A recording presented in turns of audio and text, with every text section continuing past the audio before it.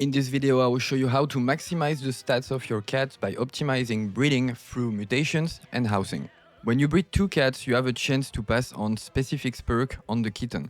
Mutations, base stats, and even passive can be transferred, and there is many ways to improve the quality of your kittens.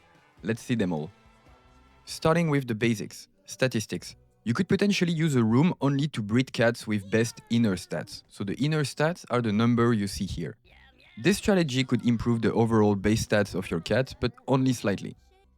Same goes for classes color cats. You could do a room full of 10 color cats with solid base constitution to create an army of optimized 10 kittens, but I think that inner stats and classes breeding are for later in the game when you will have more rooms to dedicate for. Again, this is my advice, feel free to do whatever you want. I believe in mutations and weird kitties. Because the best way to get raw stats is through mutations, as many of them will offer you +2 in one stat and -1 in another. Some other mutations are just straight up insane, like you can have this pyramid head that gives +1 intelligence at the end of each turn, which is kinda huge. Mutations can be seen through the little DNA icon. There's many ways to get mutations, and you have to master them to get the best breeding system. First of all, you can get mutations through events like the mirror eyes I got, for example. This is the first mutation I got. It gives a 10% chance to reflect projectiles. It has no drawbacks, so I tried to breed it as much as possible, and as you can see, I still have a lot of cats with mirror's eyes still in my house. It is now slowly getting replaced by another eye mutation that I found recently that gives me +1 range, +1 reach, super strong, and again, no drawbacks beside weird looking cats, which I kinda like.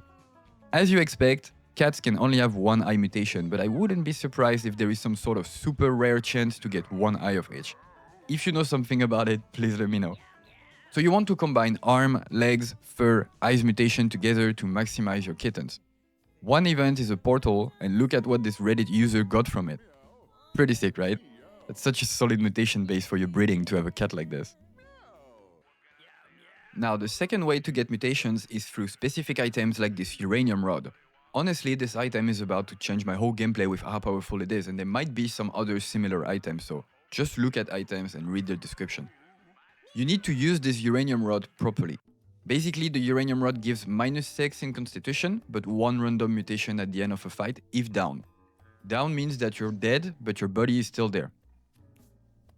The idea is to take on a cat with the uranium rod as far as possible. To succeed in a run like this, I advise you to go with Necromancer and to reach something like 1 or 2 in total constitution on your uranium rod holder. This way, it will die easily but can still be useful. Necromancer just helps you reach the constitution threshold, on top of having potentially some spells to use while it's down. When I did my uranium run, I just went through the first zone, the alley, because I was too afraid to lose everything, and I wanted to use it a second time on a second run to have another cat. Now, look at the result of my 2 uranium rod run. 2 beautiful, disgusting cats. And I still have the rod in my inventory if needed. Another way to get mutations is through stray cats. If you level up the appeal of your house, and don't worry, we will dive just after that in the housing stats, well, the appeal will give you better stray cats, and some can have mutations, or passive, or both. If you have a gay cat inside your house, it won't breed, but it might attract another gay stray cat with the same mutations. Finally, some cats can evolve during the night and get a mutation depending on the mutation stat of the room, but we will get to this. Look at what happened to my bro Marcel right there. He's now full on caveman, and he keeps breeding every female. The mutation room made it evolve 2 nights in a row. Now, have a look at all your cats, and if you see one with the DNA icon, consider an optimized breeding room for it. So what does an optimal breeding room look like? First of all, you need to master the housing stats.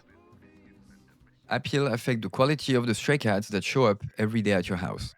Comfort affects how often cats will breed or fight depending on the number, if it's negative or positive. Stimulation affects the quality of newborn kittens.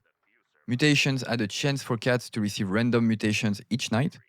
And health stat, that you cannot see here, gives a slight chance to recover overnight, fixing bruises and injuries.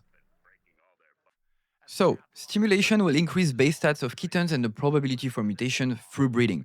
And comfort increases the chance that cat breeds overnight.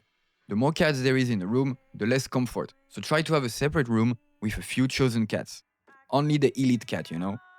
Mutation is only affecting the probabilities to get a mutation overnight. It does not affect the breeding. As you can see, I stacked a lot of mutation in the breeding room, and this is actually how I created Marcel. By the way, every time you see a message during the night saying Marcel evolved, for example, it's a mutation due to your mutation stat. And finally, Happil, in my opinion, the less important stat for mutation, except if you go for a gay cat only playthrough. Side note though, Happil is applied on the whole house as a stat, whereas stimulation, comfort, mutation, and others affect the room. Your breeding room should be stacked on comfort and stimulation mostly. Also, the room stat is a thing, but you also have to manage your kitten kingdom. Don't let babies in the room with their parents, otherwise, they're gonna create, inbred cats. Now, what can you do right now to improve your breeding experience? Well, first of all, try leveling up Tink, which is the NPC asking for kittens. The more you give him, the more info you will get on your cat. I can see the base stats of my kitties in my screen because I upgraded Tink. And it's the same for the genealogic tree that I just unlocked, which also, by the way, showed to me this little icon saying how badly inbred my cat is.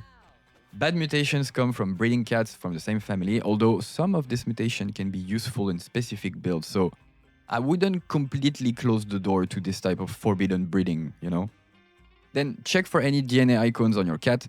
Maybe you already have one. If that's the case, put it in the breeding room that you're building. And finally, create a dedicated room for your breeding and start clean with 2 good cats.